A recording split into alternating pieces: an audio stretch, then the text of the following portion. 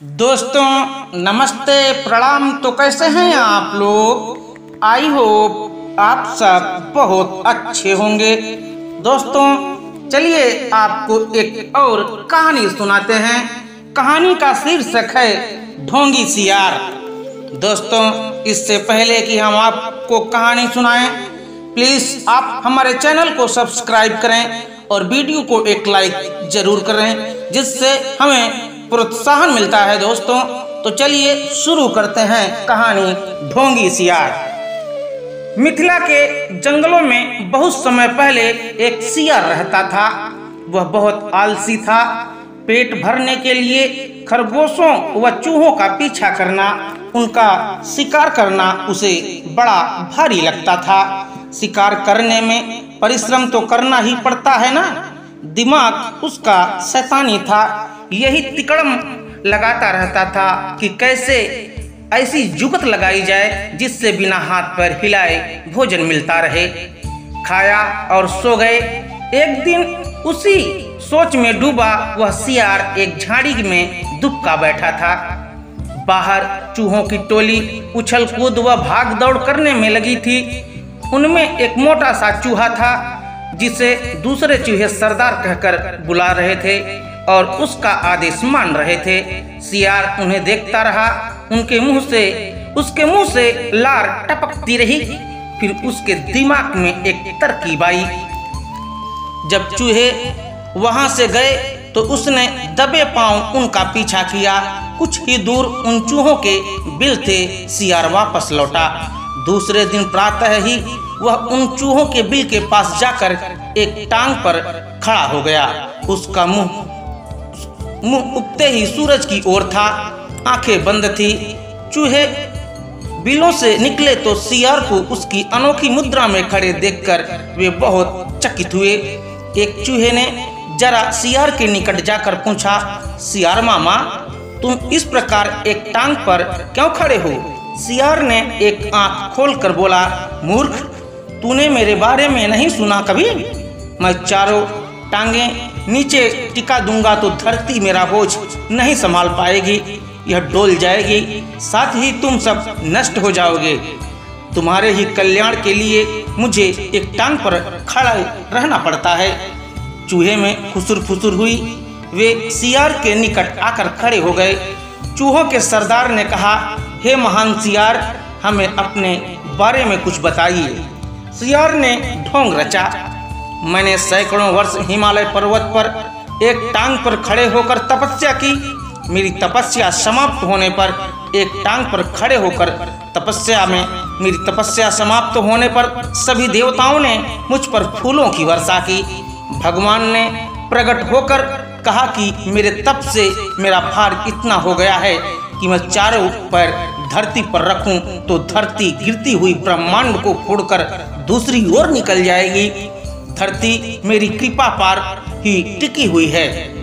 तब से मैं एक टांग पर ही खड़ा हूँ। मैं नहीं चाहता कि मेरे कारण दूसरे जीवों को कुछ कष्ट हो।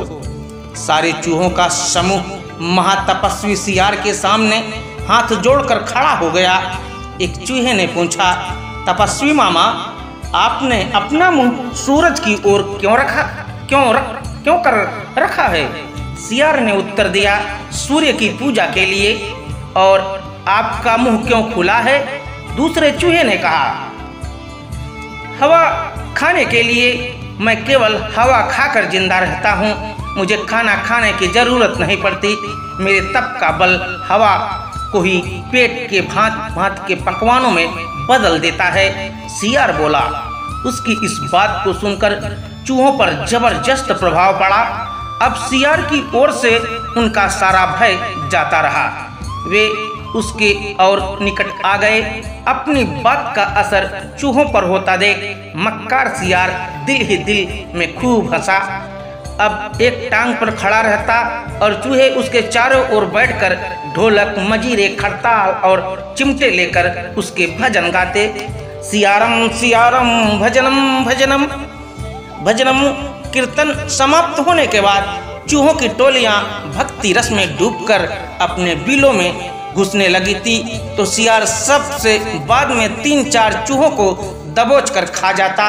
फिर रात भर आराम करता, सोता और डकार लेता।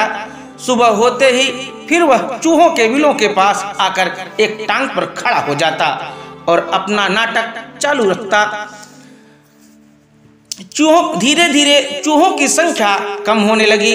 चूहों के सरदार की नजर से यह बात छिपी नहीं रही। एक दिन सरदार ने सियार से पूछ ही लिया, हे महात्मन सियार, मेरी टोली के चूहे मुझे कम होते नजर आ रहे हैं, ऐसा क्यों हो रहा है?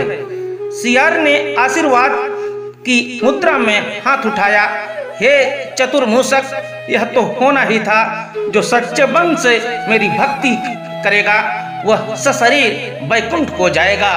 बहुत से चूहे भक्ति का फल पा रहे हैं। चूहों के सरदार ने देखा कि सियार मोटा हो गया है, कहीं उसका पेट ही तो वैकुंठ लोक नहीं है जा रहा जहां चूहे मारे जा रहे हैं। चूहों के सरदार ने बाकी बच्चे चूहों को चिताया और स्वयं उसने दूसरे दिन सबसे बाद में बिल में घुसने का निश्चय किया।